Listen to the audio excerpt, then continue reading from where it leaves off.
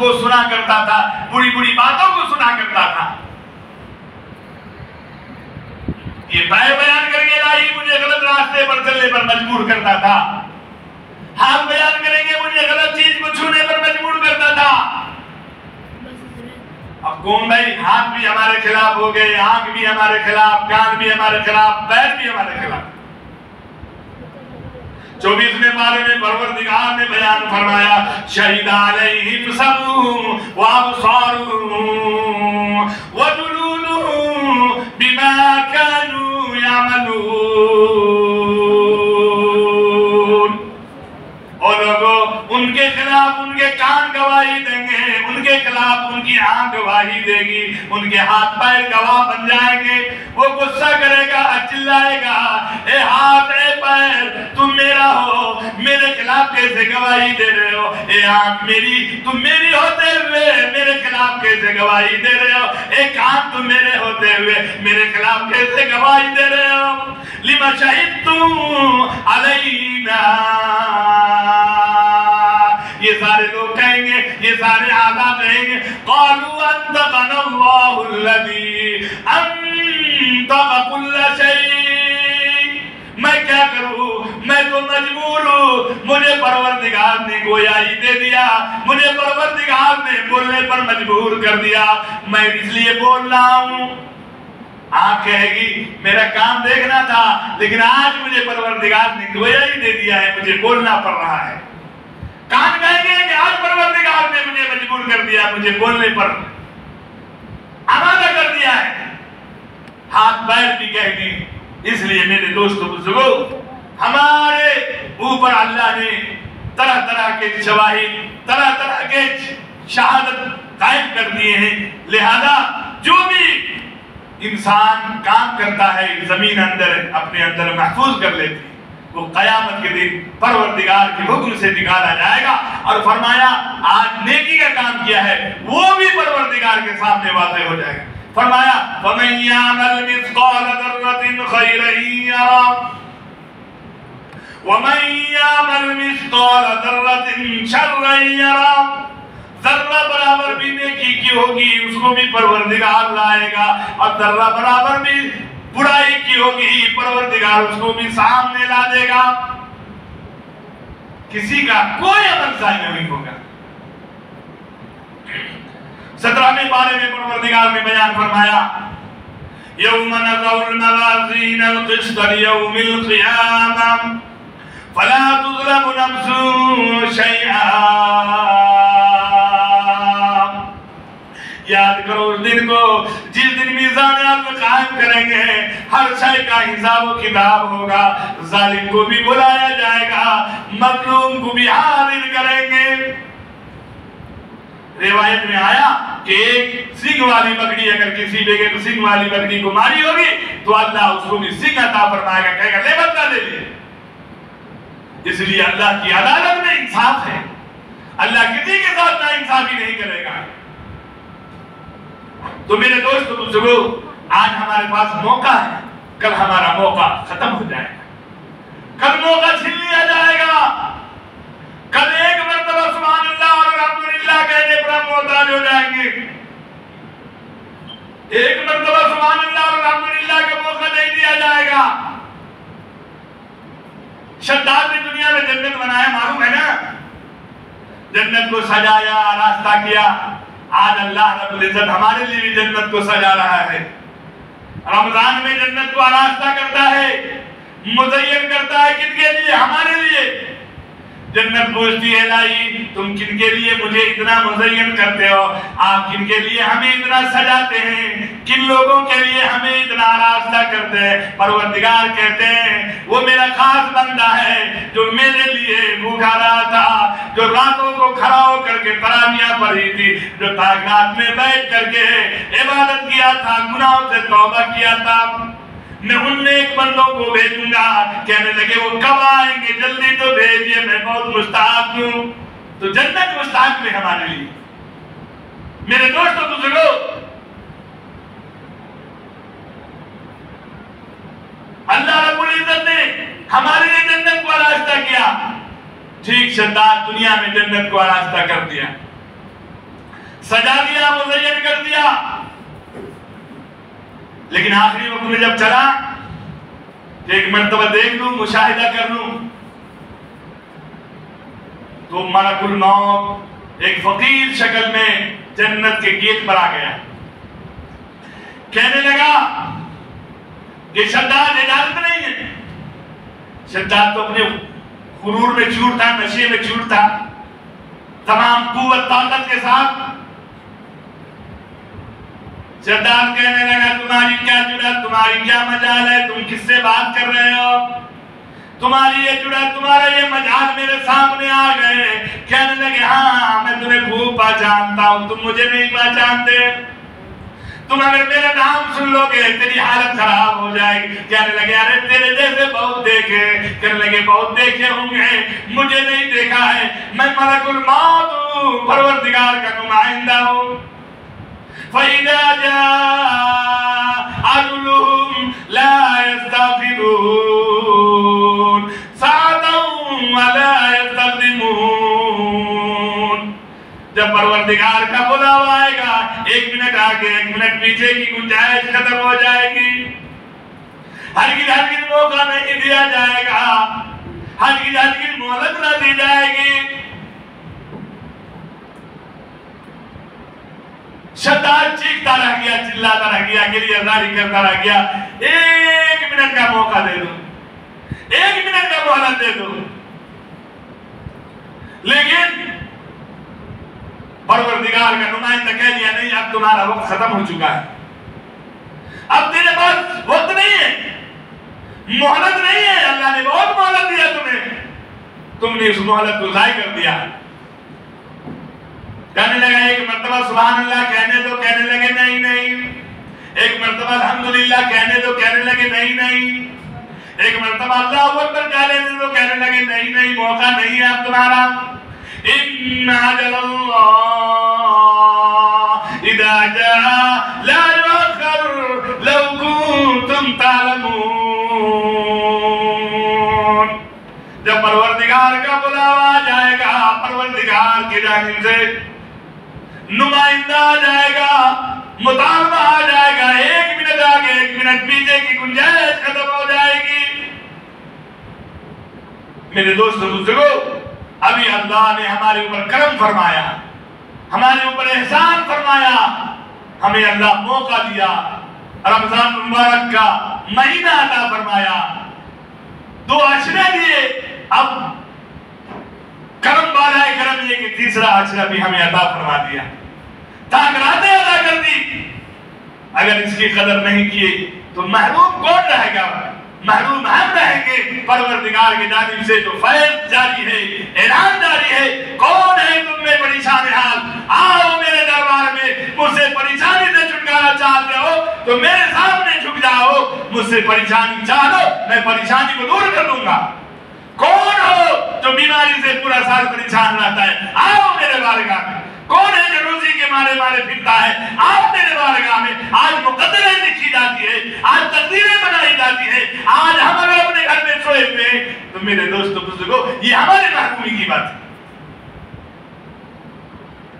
लिहाजा अल्लाह रब्बुल इज्जत ने हमें ये मुबारक रातें अता की। सरकार मदीना ने फरमाया कि तौबा करने वाला ऐसा है जैसा कि गुनाह किया नहीं। हजरत उमर रज़ी अल्लाह ताला अन्हु एक रास्ते से गुजर रहे हैं, एक नौजवान शराबी शराब की बोतल दबाए हुआ और आगे की जानिब आ रहा है। हजरत उमर रज़ी अल्लाह ताला अन्हु, अल्लाहु अकबर, उन्हें वो शान अदा किया था परवरदिगार ने, उन्हें वो अज़मत अदा की थी, वो रोब और दबदबा अदा किया था कि मजाल नहीं, शैतान जिस रास्ते पर हजरत उमर गुजर जाए उस रास्ते को शैतान अपनाए, ये शैतान की जुर्रत नहीं थी।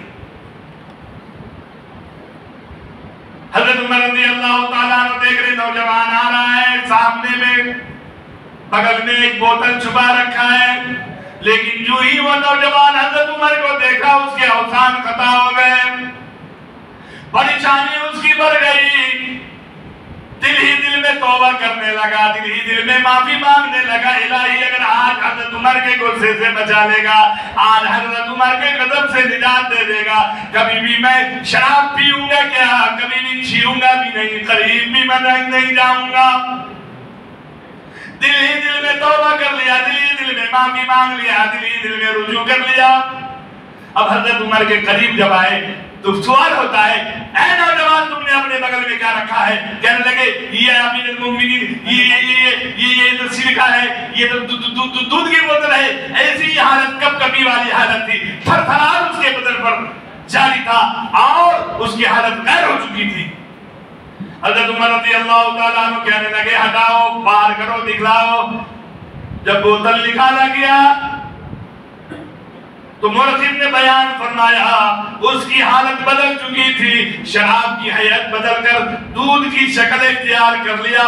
एक रिवायत में सिरका का इख्तियार सूरत इख्तियार कर लिया था। परवरदिगार इतने कदरदान हैं, परवरदिगार इतने लाज रखने वाले हैं, जो परवरदिगार से लव लगाता है, परवरदिगार से माफी चाहता है, परवरदिगार से जो उम्मीद रखता है, परवरदिगार उनके गुनाहों को माफ फरमा देते हैं, कदर से नवाजते हैं। मेरे दोस्तों बुजुर्गों, एक माँ अपने बच्चे के लिए कितना तड़पती है, कितनी मोहब्बत रखती है, और परवरदिगार तो 70 माओं से ज्यादा मोहब्बत हमसे करते हैं। इसलिए मेरे दोस्तों बुजुर्गों, परवरदिगार ने फरमाया या इबादी अल्लज़ीना असरफू अला अनफुसिहिम, ऐ मेरे बंदो तुमने अपने ऊपर जुल्म किया है, तुमने अपने ऊपर सितम किया है, आओ मेरे दरबार में आओ, माफी मांग लो, निदामत के आंसू बहा लो, तौबा कर लो, मैं तुम्हारे सारे गुनाहों को माफ करने वाला। मेरे दोस्तों बुजुर्गों, इसलिए अल्लाह रब्बुल इज्जत ने ये मुबारक रातें हमें अता की। अभी मैं एक सिफत से बयान किया हो कि मोमिन ज्यादा से ज्यादा तौबा करने वाले हैं। अभी 9 सिफत हमने आयत पढ़ी है, अभी आपको दो रात रुकनी पड़ेगी। अभी एक ही सिफत मैंने गिनवाए, घंटे हो गए। मेरे दोस्तों बुजुर्गों, अल्लाह रब्बुल इज्जत का कुरान पूरा दरिया है, आप जितना भी उसमें गोता लगाइएगा आप उसमें डूबते चले जाइएगा। लिहाजा अल्लाह रब्बुल इज्जत ने कुरान हमारे लिए हिदायत के तौर पर अता किया। कुरान से जो चीज जुड़ा अल्लाह उसमें इज्जत दिया, उसमें अजमत दिया। हमारे सीनों में धड़कता हुआ दिल है, हम उसको अपनाएंगे, हम उसको सीने से लगाएंगे तो अल्लाह हमारी अजमतों में भी इजाफा फरमा देगा।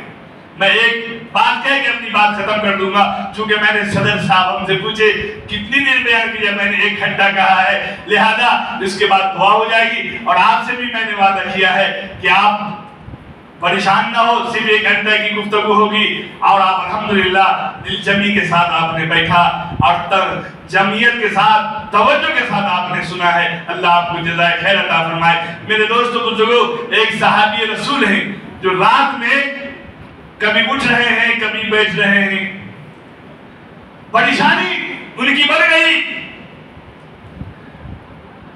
कभी देख रहे हैं कि नफिल में है, कभी देख रहे हैं कि जिक्र अज़कार में है, कभी देख रहे हैं तिलावत में है, कभी देख रहे हैं कि इस्तिग़फ़ार पढ़ रहे हैं। उनकी एक बेटी थी पारसा, जो सारी हालतों को देख रही थी, जो सारी कैफियतों को देख रही थी। सुबह होते ही सवाल कर दिया, अब्बा मैं रात में आपकी यह हालत देखी, उससे पहले कभी भी यह हालत नहीं देखी। आखिर मामला क्या था, परेशानी क्या थी? रोज मैं देखती थी आप खाना तनाउल कर गया, आप आराम से बिस्तर इस्तिराहत पर नींद की आगोश में चले जाया करते थे, लेकिन रात में देखती रही आप अजीब कर्ब आलम में थे, अजीब बेचैनी में आपकी परेशानी में गुजरी। कभी उठने देखती थी, कभी बैठना देखती, कभी तिलावत में देखती, कभी जिक्र अज़कार में देखती। वो साहबी रसूल कहने लगे, ओ मेरी लाडली, ओ मेरी लफ्ते जिगर, ओ मेरी जिगर का टुकड़ा, कल मैं सरकारे मदीना मुहम्मदुर रसूलुल्लाह सल्लल्लाहु अलैहि वसल्लम की खिदमत खिदमत में गया था, उस मजलिस पाक में गया था, वहां से मैं कुरान पाक की एक आयत सुनकर आया हूँ। और मेरी बेटी, जब से मैंने ये आयत सुनी है मेरी दिल की दुनिया बदल गई है, मेरी आंखों से नींद गायब हो गई है। कहने लगी अब्बा हमें भी बतला दो, हमें भी सुना दो, हमें भी बतला दो कौन सी आयत आप मजलिस नबी से लेकर आए हैं, वो कौन सा नुस्खा है, वो कौन सी दवा है जिससे आपकी दिल की दुनिया बदल गई है, जिससे आपकी आंखों की नींद गायब हो गई है। साहब रसूल कहने लगे ओ मेरी लफ्ते जिगर, मैं सरकार मदीना के मजलिस गया, देखता हूँ सहाबा किराम का मजमा लगा हुआ। इमामुल अंबिया सवाल किया, सहाबा तुम दुनिया को क्या समझते हो, दुनिया के बारे में क्या तुम्हारा नजरिया है। एक कहने लगे या रसूल अल्लाह, मैं जब सुबह करता हूँ मेरे अंदर धड़कन में इजाफा हो जाता है, लर्जा बढ़ जाता है, कब कभी तेज हो जाती है, बार बार ये ख्याल आता या रसूल अल्लाह आज का सूरज तुलू होता हुआ देख लिया हूँ, कल का सूरज तुलू होना बाकी है, पता नहीं देखूंगा या नहीं देखूंगा, कहीं आज मेरी जिंदगी का आखिरी दिन ना हो जाए या रसूल अल्लाह। इसी ख्याल से दिन भर में अफसुर्दा रहता हूँ, दिन भर मुतमईन रहता हूँ, परेशान रहता हूँ, कहीं ऐसा ना हो ये दिन आखिरी दिन परवरदिगार मेरे लिए मेरी जिंदगी का आखिरी दिन ना कर दे। दूसरे साहबी खड़े होते या रसूल अल्लाह, मेरी ये हालत है कि जब मैं नमाज की नियत 4 रकात की बांधता हूँ तो बार बार ये ख्याल आता है कि कहीं ये मेरी जिंदगी का ये आखिरी नमाज ना हो जाए। अभी तो मौका दिया अल्लाह ने, अब पता नहीं दूसरी नमाज का मुझे मौका मिलेगा या नहीं मिलेगा, तीसरी नमाज का मौका मिलेगा या नहीं मिलेगा। इसीलिए इस नमाज में लंबी नमाज पढ़ते सहाबा किराम, इसी वजह से नमाज उनकी लंबी होती। वो ये सोचते चलो अभी अल्लाह ने हमें मौका दिया है, कल मौका मिलेगा नहीं मिलेगा, चलो आज हम इससे पूरा फायदा उठा लें।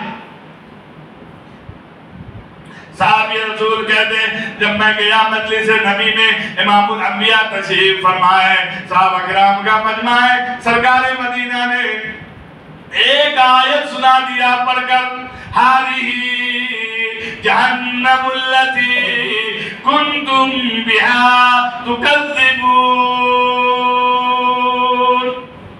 ओ नाफरमानो, ओ बेईमानो, कयामत के दिन परवरदिगार जहन्नम के किनारे पर ले जाएगा, इरशाद फरमाएगा हाज़िही जहन्नमुल्लती कुंतुम बिहा तुकज़्ज़िबून।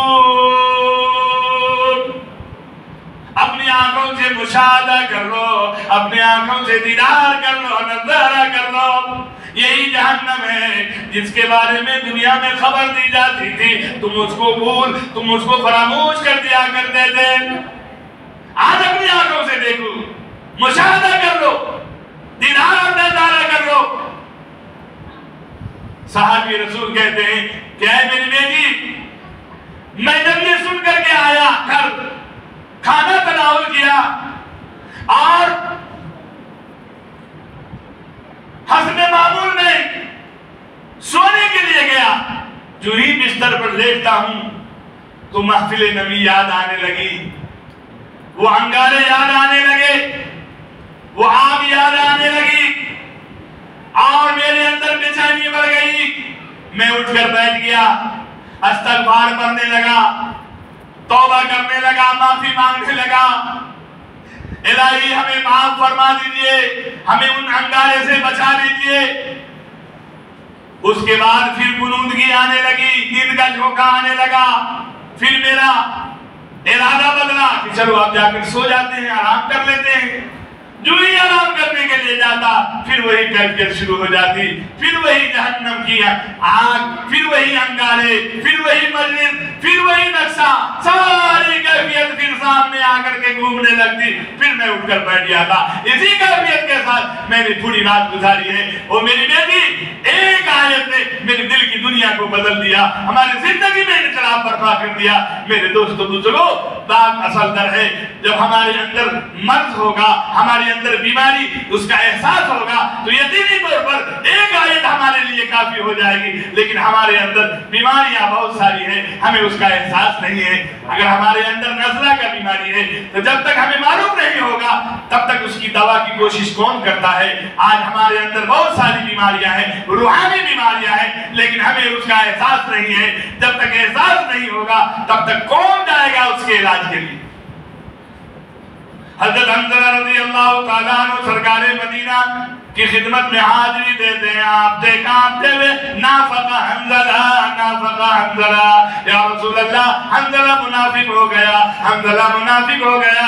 कहने लगे क्या बात हुई, अरे मामला क्या हुआ, आराम से बैठो, इत्मीनान से बैठो, बात तो बताओ, क्या परेशानी आ गई। कहने लगे या रसूल अल्लाह, हंज़ला के अंदर निफाक वाली सिफत आ गई है, जब ये आपके मजलिस में बैठता है तो ईमान में इजाफा हो जाता है, ईमान में गर्माहट आ जाती है। या रसूल अल्लाह, जब हट करके मजलिस से दूर जाते हैं, बीवी बाल बच्चों में जाते हैं, तो वो जज्बा सर्द पड़ जाता है, वो कैफियत बाकी नहीं रहती। सरकार कहने लगे ये निफाक की बात नहीं है, ये ईमान की बात है। जब ईमान की बात सुनोगे, मजलिस में रहोगे, वादों नसीहत सुनोगे, तो दिल में ईमान बढ़ जाएगा, जज्बा में इजाफा हो जाएगा, इताअत पर दिल आमादा हो जाएगा। ये निफाक की बात नहीं है।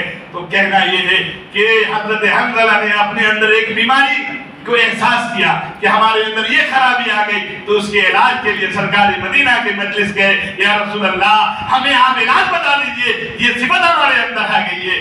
मेरे दोस्तों बुजुर्गों, अगर हमारे अंदर जो कमी कोताही है उसका एहसास होगा तो यकीन जानिए आपको, आपका ज़मीर आपको सोने नहीं देगा, आपका ज़मीर आपको मजबूर करेगा कि चलो अल्लाह से तौबा कर लेते हैं, हमने गुनाह बहुत किया है, हमने हुक्मों को बहुत तोड़ा है, हमने नाफरमानी बहुत की है, आज अल्लाह ने हमें मौका दिया है, चलो अल्लाह से हम माफी मांग लेंगे, लो लगा लेंगे। मेरे दोस्तों बुजुर्गों, ये मुबारक रात है अल्लाह ने हमें अता की है। अगर इतने देर आपने जाग लिए, अल्हम्दुलिल्लाह, बहुत कमाल कर दिया आपने। और उसके बाद आप थोड़ी सी नमाज पढ़ के आराम से सो जाइए और तहज्जुद के वक्त में सहरी से 1 घंटा पहले उठ जाइए और उस वक्त में आप तहज्जुद पढ़ लीजिए और उस वक्त में आप कुछ ज़िक्र-ओ-अज़कार कर लीजिए, दुआएं मांग लीजिए। खुदा की कसम, अल्लाह रब्बुल इज्जत की यहाँ पूरी रात जागने का आपको सवाब अता करेगा। मैंने इसी वादे के साथ अपनी बात शुरू की थी कि आपका वक्त कम लूंगा, लेकिन अल्लाह रब्बुल इज्जत से पूरी रात का सवाब दिलवाऊंगा।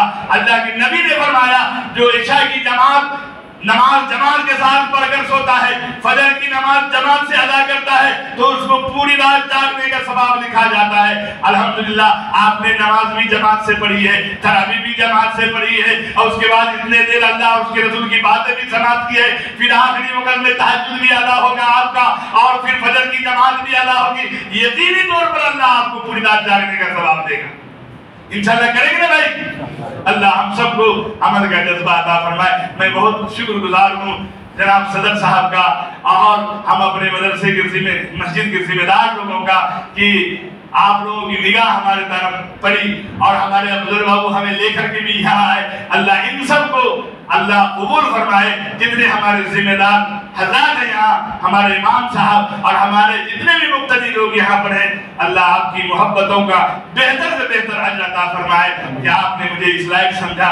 मैं तो इस लायक नहीं कि आपके सामने बोल सकूं, लेकिन अल्लाह की मेहरबानी से और अल्लाह की करम से मैंने आपके सामने जो टूटे फूटे अल्फाज बयान किए हैं, अल्लाह से दुआ करेंगे कि अल्लाह ये सारी बातों को हमारे दिल में जगह देने की तौफीक अता फरमाए और हम लोगों को सुनने से ज्यादा अमल का जज्बा पैदा फरमाए। मैं बहुत शुक्रगुजार हूँ आप लोगों का कि आप हमें इत्मीनान से सुन लिए, बैठ करके आपने गौर से हुजूरी के साथ आपने वक्त दे दिया। मैं बहुत शुक्रगुजार हूँ। अल्लाह आपके एक एक लम्हे के बदले अजर अज़ीम अता फरमाए। इस रात की जाग